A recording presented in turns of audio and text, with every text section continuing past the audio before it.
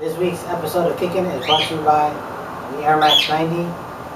Really dope shoe, classic shoe. You got it in the infrared colorway. I love this shoe. It's really comfortable. You got the inner lining in that taupe gray color. And you got your hits of that infrared. And it just stands out really nice. And you got like this tumble leather on the mid of the shoe. You got that classic Air Max on the side, and you have your Nike Air on the back of the heel. Really classic shoe, super comfortable. Enjoy the show. Yeah. What's going on, everybody? Yeah, I see you, baby. I see you. Yep. Welcome back to another episode of Kickin' It. I'm Kick718. It's my man Steve09. We're back in the building, baby, with another episode. We want to thank everybody for all the love. We appreciate the comments. We appreciate all the opinions. Thank you very much. All the likes. We can't thank you enough. So this week's episode is it's pretty simple. It's about the classic movie Just for Kicks that came out in 2005. You know, and awesome. I thought it was good shit, man. How about you, right? I love it. They bring a lot of stuff to the forefront.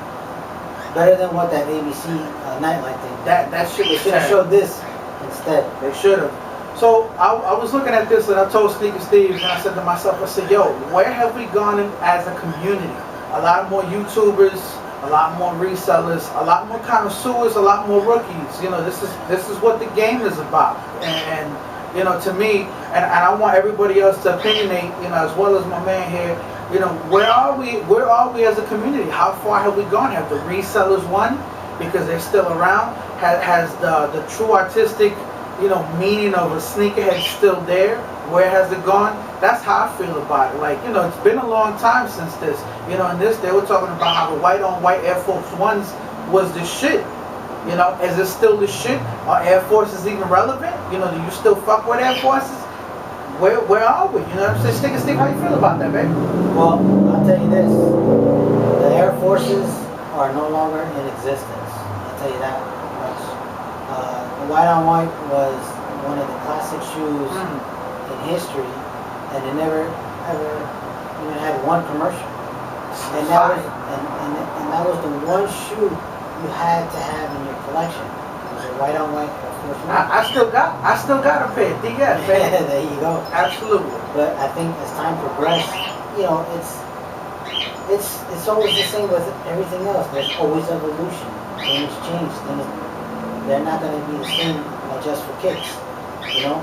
Well, let me ask you this, Sneaker Steve, right? And the audience, I want to ask you this: if evolution has happened, then why are we still stuck on LeBrons and every colorway that they come out, and Kobe's and every color that come out? Remember we were talking about that, how, you know, the special colorways get mad love. Why? Well, because, you know, how I see it is, in that documentary, the hottest shoe there was the Air Jordans. I mean, Air Jordan is still relevant to now. It's still the hottest thing out. But they have competition now. You got the LeBrons. I mean, the biggest competitor to Jordan is LeBron. Yeah. You know what I'm saying? And then you got, you know, Kobe right behind it, and KD starting to come up real fast. It's a bigger competition now than it was back then, because back then Jordan was the hottest thing out. You had to get a pair of Air Jordan. Absolutely. You know, and even now, it's still one of the hottest shoes to get. Yeah. With the retros and things like that, they sell out instantly. Like, there's relevant. Like, the Air Jordan maintains relevance, no matter what colorway you display. And here, you know, remember when they said that Jay-Z sold that S. Carter's 10,000 pairs sold in an hour? Yeah. Can that still happen? You know, can let's just say, for the sake of an argument, 50 Cent, could he still sell and bring RBX stock all the way up? You know, how much has the game changed? I particularly feel, Sneaker Steve, that the game has imploded on itself. I think it's gone from, you know, the actual model of the shoe more to like the color of the shoe.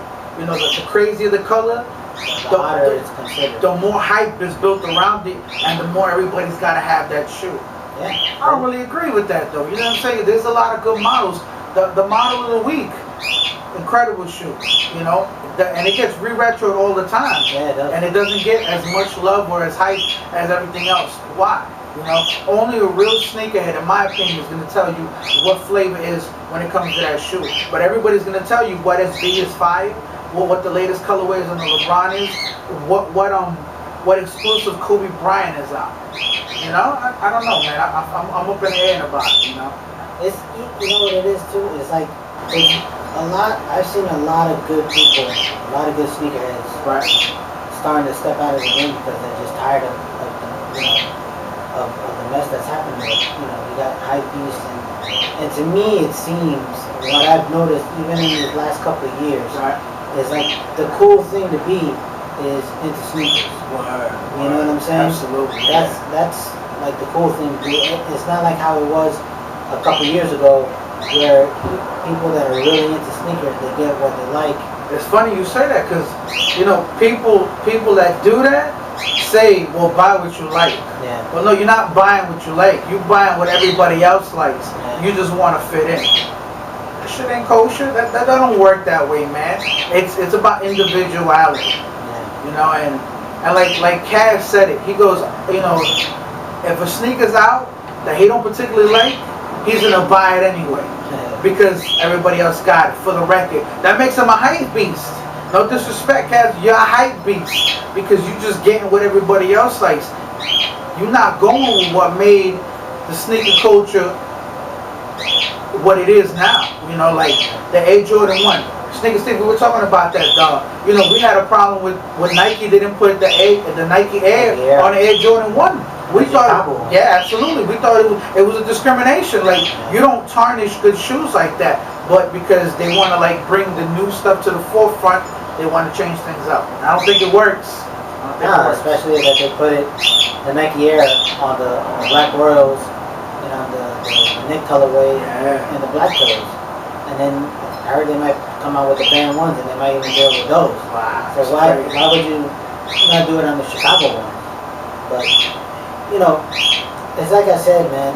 It's getting crazy now because you're getting a lot more younger people into this thing, and I think they get into it for the wrong reasons. Absolutely. You know what I'm saying? And especially off that ABC thing, you know, they see that, oh wow, look, you know, if I buy a sneaker, I'm gonna make a profit off of it. You know what I'm saying? I'll just turn around and sell it. I just paid $90. I'm gonna sell it for $300 because you know, I saw, you know, these cats could do it for that much. Right. But you know, and what that's doing is just weeding out all the good people, because the good people are getting tired of dealing with these young ones. Absolutely. You know what I'm saying? And I know personally, I've seen a lot of good people, a lot of my YouTube family. You know, shout out to everybody on YouTube, fellas. Yeah. See, appreciate all of y'all. Yeah, you know, and they're just getting tired of it. Yeah. And it sucks because these are really genuine people that love the sneaker, you know, and they just don't want to deal with the, you know. It's a headache. Yeah, it's a headache. Bullshit. And you have to prep. You have to have some kind of like emergency plan for every sneaker release. Yeah. Why? It shouldn't even be like that. I'll tell you this. What? It was 2010, 3 years ago. Right. I went to the House of Hoops in Dayland Mall. They had the cactus foams just sitting. I remember you told me about that. They're there, and I regret to this day not getting those shoes. Now, a foam doesn't even sit for 1 second in the shelf. I'd be shocked that you can find some foams, well, in this area, in Miami. Right. Because I've seen people's pictures, and they show some of them sitting on shelves, which is amazing. But I think Florida here is just crazy for you know, hyped up shoes. And you know, and Nike knows it because why? Because the price of the sneaker has gone up. You know, like the foam posit, right? Yeah. It was 200 before, wasn't it? Yeah. It's gone up to what? We're at 235 now? Almost 240. Almost 240 now. They know that we're paying these prices. You know, like we've gone that far south, man. That, you know, it's that hype and the color. The color does everything for a shoe. Like, you know, I can't agree with that. I can't co-sign that because, you know, we're gonna end up paying 300, 400 for a general release. Like, that shit don't even make sense to me. I know to y'all it don't make sense. Everybody walks away because of that. We know plenty of good people, you know, that have done that. Because of the shoe, man, it's not worth it. It's coming to the point where we're gonna pay for retail $300 for a shoe because it's getting that close. Yeah. And we contradict ourselves because we're like, oh, I'm not paying $240 for a shoe, but then when you see it, like, damn, all right, I'll bite the bullet, you know. Right. But it's we're gonna get to that point where we're gonna pay almost $300 for one pair of shoes, and that's a general release, you know, and that's just crazy. But that's Nike knows, they know how to play with us, you know what I'm saying, and they know especially what happened this past weekend with the LeBron denim and that guy getting shot. You heard that? Yeah, that shit was crazy. Yeah, and that's just more publicity for Nike.